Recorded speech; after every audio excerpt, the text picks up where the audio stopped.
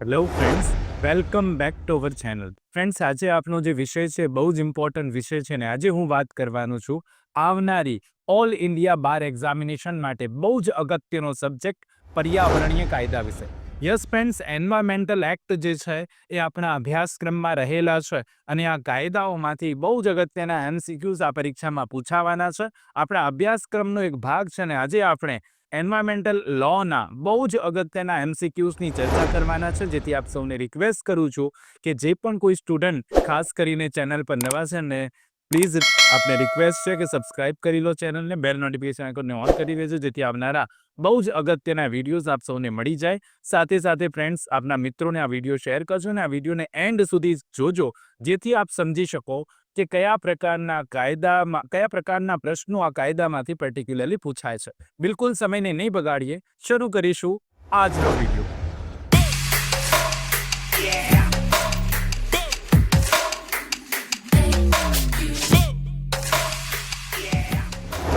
પ્રશ્ન નંબર 1 છે, pollution is a civil wrong. By its very nature, it is a tort committed against the community as a whole. A person, therefore, who is guilty of causing pollution has to pay damages, compensation for restoration of the environment. This observation is made in which of the following case? હવે case પૂછ્યો છે, આવું observation કયા કેસમાં કરવામાં આવ્યું કે પ્રદૂષણ એક સિવિલ રોંગ છે અને તેના સ્વભાવથી સમગ્ર સમુદાય સામે પ્રતિબદ્ધ છે, તેથી એક વ્યક્તિ જે પ્રદૂષણ ફેલાવવા માટે દોષિત છે તેને પર્યાવરણના પુનઃસ્થાપન માટે નુકસાન એટલે કે વળતર ચૂકવવું પડશે.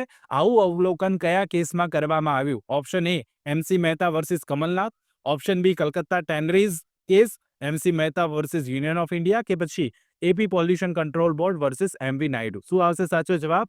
તો પ્રશ્ન નંબર 1ની વાત હોય અને આ ઓબ્ઝર્વેશન જે છે ખાસ લખીને પણ તમે યાદ રાખી લેજો. પ્રશ્ન નંબર 1માં સાચો જવાબ એ આવશે, MC મહેતા વિરુદ્ધ કમલનાથના એ કેસમાં નક્કી કરવામાં આવ્યું ને આ ઓબ્ઝર્વેશન કરવામાં આવ્યું છે, એટલે પર્ટિક્યુલરલી ક્વેશ્ચન નંબર 1નો સાચો આન્સર એ બની જશે ફ્રેન્ડ્સ. ઓકે, યાદ રાખી લેજો, અગત્યનો પ્રશ્ન. પ્રશ્ન નંબર 2 જુઓ, India became a party to the International Convention on Biological Diversity in the which of the following year? હવે વર્ષ પૂછ્યું છે કે ભારત નીચેનામાંથી કયા વર્ષમાં જૈવિક વિવિધતા પરના આંતરરાષ્ટ્રીય સંમેલનનો પક્ષકાર બન્યું? Option A 1992, option B 1995, option C 1994 કે ઓપ્શન ડી 2000. તો પ્રશ્ન નંબર 2ની વાત હોય અને ઇન્ટરનેશનલ કન્વેન્શનના સભ્ય બનવાની વાત હોય તો 2 નંબરના પ્રશ્નમાં સાચો જવાબ સી બની જશે. 1994માં ભારત આ ઇન્ટરનેશનલ કન્વેન્શનનો ભાગ બન્યું, પાર્ટી બન્યું, અને એટલા માટે she will be correct answer. Biological diversity, આ યાદ રાખજો, બહુ અગત્યની વાત છે. પ્રશ્ન નંબર 3 જોઈએ, પોલ્યુટર પેઝ પ્રિન્સિપલ મીન્સ પ્રદૂષક ચૂકવણીના સિદ્ધાંતનો શું અર્થ થાય છે? આપણે ઘણીવાર આ સિદ્ધાંતની ચર્ચા કરીએ છીએ કે પોલ્યુટર પેઝ આ એક સિદ્ધાંત છે કે જે પોલ્યુશન ફેલાવે એને પે કરવું પડે. તો શું આનો અર્થ શું થાય છે કે polluter should bear the cost of pollution as polluter is responsible for pollution, કે પછી pollution should not necessary bear the cost of pollution as the polluter may not be responsible for pollution, કે પછી polluter may bear the cost of pollution as the polluter may be responsible for pollution, કે none of the above. તો જ્યારે આપણે વાત કરી રહ્યા છે પોલ્યુટર પેઝ, એટલે આપણે એટલું યાદ રાખી લેવાનું કે જે વ્યક્તિ પોલ્યુશન ફેલાવશે, પ્રદૂષણ ફેલાવશે, એને શું કરવું પડે? એ વ્યક્તિ જવાબદાર ગણાશે અને એની પાસેથી વસૂલ પણ કરી શકાય જે ખર્ચ થયો હોય. તો એટલા માટે પ્રશ્ન નંબર 3નો જે સિદ્ધાંત પૂછેલો છે એનો અર્થ સિમ્પલ થાય છે કે જે પોલ્યુશન એટલે કે પ્રદૂષક ફેલાવશે, જે જવાબદાર હશે, એને ચૂકવવું પડશે. તો એટલા માટે 3 નંબરના પ્રશ્નમાં સાચું જવાબ એ બની જશે કે પ્રદૂષણ માટે પ્રદૂષક જવાબદાર હોવાથી પ્રદૂષણનો ખર્ચ આવા પ્રદૂષકે ભોગવવો પડે, અને એટલે કરેક્ટ આન્સર એ બની જાય. પોલ્યુટર પેઝ આ પ્રિન્સિપલ પરીક્ષામાં પૂછાયેલો અગાઉનો પ્રશ્ન છે, બહુ અગત્યનો, ધ્યાન જરૂરથી રાખજો. પ્રશ્ન નંબર 4 જુઓ, under which section of the environmental protection act 1986 environment defines? પર્યાવરણ સંરક્ષણ અધિનિયમ 1986ની કઈ કલમમાં પર્યાવરણની વ્યાખ્યા આપેલી છે? અહીંયા બહુ સ્પષ્ટ વાત કરવાની. ઓપ્શન આપી દીધા 2A, 3A, 1A કે 11A. ફ્રેન્ડ્સ, જ્યારે વ્યાખ્યા પૂછી હોય ને, જ્યારે ડેફિનેશન પૂછ્યું હોય ને, તો કોઈ પણ કાયદામાં મહદ અંશે કલમ નંબર 2 વ્યાખ્યા હોય છે. મહદ અંશે હું વાત કરી રહ્યો છું. તો 2 નંબરની જે સેક્શન હોય હંમેશા તેમાં વ્યાખ્યાઓ જ આપી હોય. તો પ્રશ્ન નંબર 4માં સાચો જવાબ અહીંયા 2 જ બનવાનો, એ જ બનવાનો છે જેમાં 2A કલમ નંબરની વાત કરવામાં આવી છે. એ વિલ બી કરેક્ટ આન્સર. અને હંમેશા માટે તમે યાદ રાખજો કે જ્યારે કોઈ પણ કાયદામાં પર્ટિક્યુલરલી વ્યાખ્યા પૂછાતી હોય તો નોર્મલી વ્યાખ્યા કલમ નંબર 2માં હોય છે. અને અહીંયા 2 નંબરની કલમનું ઓપ્શન જે છે એક જ હતું આપણી પાસે, ને એટલા માટે એ વિલ બી કરેક્ટ આન્સર. આ રીતે પણ તમે જવાબ સુધી પહોંચી શકો છો. એ વિલ બી કરેક્ટ આન્સર. પર્યાવરણની વ્યાખ્યા 2 આપવામાં આવેલી છે. પ્રશ્ન નંબર 5 જોઈએ. Article 48A and article 41AG were inserted in the Indian Constitution by which of the following amendment? આ બહુ અગત્યનો પ્રશ્ન પૂછી લીધો કે નીચેનામાંથી કયા સુધારા દ્વારા ભારતીય બંધારણમાં કલમ 48A અને 151G, કલમ નહીં આર્ટિકલ, એકચ્યુઅલી આર્ટિકલ છે, અનુચ્છેદ દાખલ કરવામાં આવ્યા. કયો બંધારણીય સુધારો થયો? તો 48A અને 51AG દાખલ થયો. 42મો બંધારણીય સુધારો 1978, 42મો બંધારણીય સુધારો 1976, 43મો બંધારણીય સુધારો 1978 કે પછી 44મો બંધારણીય સુધારો 1978. શું આવશે સાચો જવાબ? તો આ કન્ફ્યુઝ કરે એવો પ્રશ્ન છે, પણ અગત્યનો પ્રશ્ન છે. 5 નંબરના પ્રશ્નમાં સાચો જવાબ બી આવે. 22nd એમેન્ડમેન્ટ તો છે, પણ વર્ષ કયું? તો 1976. ને એટલા માટે બી વિલ બી કરેક્ટ આન્સર. સાચો જવાબ શું બનશે? બી બની જશે. 6 જુઓ. It was held by the Supreme Court that noise pollution beyond permissible limits cannot be tolerated, even if such noise was a direct result of and was connected with religious activities in the case of. હવે એક કેસનો જે પણ કંઈ held કરવામાં આવી છે supreme court દ્વારા, એની વાત કરવામાં આવી અને એનો કેસ પૂછ્યો છે આપણને કે સર્વોચ્ચ અદાલત દ્વારા એવું નક્કી કરવામાં આવ્યું હતું કે અનુમતિપાત્ર મર્યાદાઓથી આગળ ધ્વનિ પ્રદૂષણને સહન કરી શકાતું નથી. એક લિમિટ હોય કોઈ પણ ધ્વનિ, આપણે જે નોઇઝ પોલ્યુશનની વાત કરીએ છીએ તો એની એક લિમિટ હોય. પછી ભલે ને ઘોંઘાટનું સીધું પરિણામ હોય, તે ધાર્મિક પ્રવૃત્તિઓ સાથે જોડાયેલ કેમ ના હોય? માની લો ધાર્મિક પ્રવૃત્તિ છે અને એની સાથે ઘોંઘાટ થતો હોય તો એ સહન કરી શકાતું નથી. એ પ્રદૂષણ છે એક લિમિટ સુધી સારું, પછી સારું નથી. એવું કયા સુપ્રીમ કોર્ટે કયા કેસમાં નક્કી કર્યું? Option A Vellore citizens welfare forum વિરુદ્ધ union of India, option B church of God સંપૂર્ણ ગોસ્પેલ ભારતમાં વિરુદ્ધ KKR majestic colony welfare association, કે પછી રૂરલ એન્લાઇટમેન્ટ કેન્દ્ર વર્સિસ યુનિયન ઓફ ઇન્ડિયા, કે પછી નર્મદા બચાવ આંદોલન વર્સિસ યુનિયન ઓફ ઇન્ડિયા. શું આવશે સાચો જવાબ? નોઇઝ પોલ્યુશનની વાત કરવામાં આવી છે. 6 નંબરનો પ્રશ્ન કેસ લો છે ને તમારા માટે બહુ જ અગત્યનો બની જશે. ક્વેશ્ચન નંબર 6માં સાચો જવાબ બી આવે. Church of God full gospel in India versus KKR majestic colony welfare association. B will be correct answer. અને લખીને પણ યાદ રાખી લેજો. પ્રશ્ન નંબર 7 જો. એકોર્ડિંગ ટુ આર્ટિકલ 71 અનુચ્છેદ 71 હેઠળ disputes arising in connection with the elections of president or vice president are to be required into and decide by.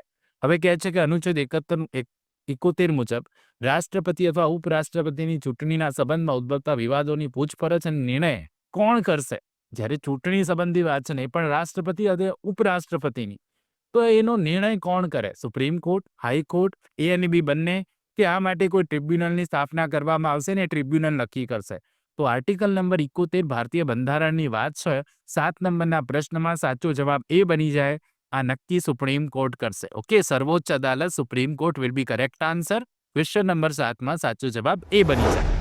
મિત્રો, આપણે જાણીએ છીએ તેમ ઓલ ઇન્ડિયા બાર એક્ઝામિનેશન એક ઓપન બુક એક્ઝામ હોય છે અને તમે આ એક્ઝામમાં 2 રેક્ટ્સ લઈને જઈ શકો છો. તો ફ્રેન્ડ્સ, ઓલ ઇન્ડિયા બાર એક્ઝામિનેશનની તૈયારીને ખૂબ જ સરળ બનાવવા માટે પુનઃ લો હાઉસ લઈને આવ્યું છે ખાસ 2 રેક્ટ્સ. યસ ફ્રેન્ડ્સ, આ જે 2 રેક્ટ્સ છે તે ડિગ્લોટ ફોર્મમાં હોય છે, એટલે કે અંગ્રેજી અને ગુજરાતી ભાષામાં, જેથી પરીક્ષામાં જો તમે લઈને જશો તો ખાસ કરીને જે પણ કોઈ પ્રશ્નો પૂછાશે એ તમામ પ્રશ્નોના આન્સર, તેના જવાબો આપ ઇઝીલી ફાઇન્ડ આઉટ કરી શકશો, એને શોધી શકશો અને પરીક્ષામાં તેનો સાચો જવાબ લખી શકશો.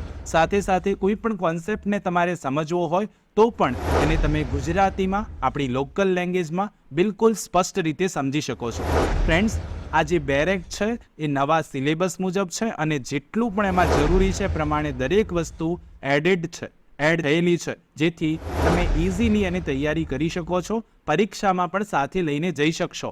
અને આ સંપૂર્ણ રીતે જ્યારે તમે 2 રેક્ટ મંગાવો છો ત્યારે એ પણ તમારે માટે ફાયદાની વાત એ પણ છે કે જો તમે આ 2 રેક્ટ્સ મંગાવશો તો ગુજરાતના કોઈ પણ ખૂણામાં એની ફ્રી ડિલિવરી કરી આપવામાં આવશે ફ્રેન્ડ્સ. અને સાથે સાથે ફ્રેન્ડ્સ આ બુકની સાથે એક બીજી બુક પણ રિફર કરું છું, જે છે આપણા ઓલ્ડ પ્રશ્નપત્રો, ઓલ ઇન્ડિયા બાર એક્ઝામિનેશનના old question, previous question paper જે છે એ પણ, એની પણ એક બુક છે જે પુનઃ લો હાઉસે બહાર પાડી છે ને, જે તમારા માટે બહુ જ ઉપયોગી સાબિત થવાની છે. તમે પેપર સોલ્યુશન કરશો તો એનાથી તમને ઘણો બધો ફાયદો થવાનો છે. તો ફ્રેન્ડ્સ, રાહ શાની જુઓ છો? જો તમારી પાસે બેરેક નથી તો આજે ને આજે સ્ક્રીન પર આપેલો નંબર છે, ડિટેલ્સ મેં આપી દીધી છે સ્ક્રીન પર, આપ એ બેરેક્સ મંગાવી શકો છો અને સાથે સાથે એની એ રીતે તૈયારી પણ કરી શકો છો, જે આપને આ તૈયારી કરવામાં બહુ જ સરળતા રહેશે આ બેરેક્સથી.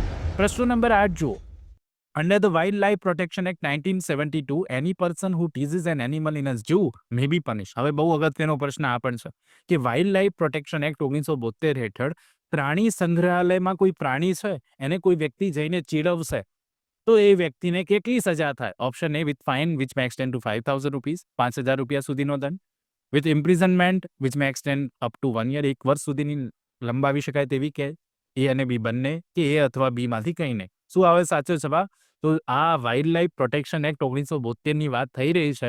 પ્રાણી સંગ્રહાલયમાં કોઈ પ્રાણીને ચીડવવામાં આવશે તો એવી વ્યક્તિને સજા થાય, એ સજા અહીંયા આપેલી નથી ને એટલા માટે D will be correct answer.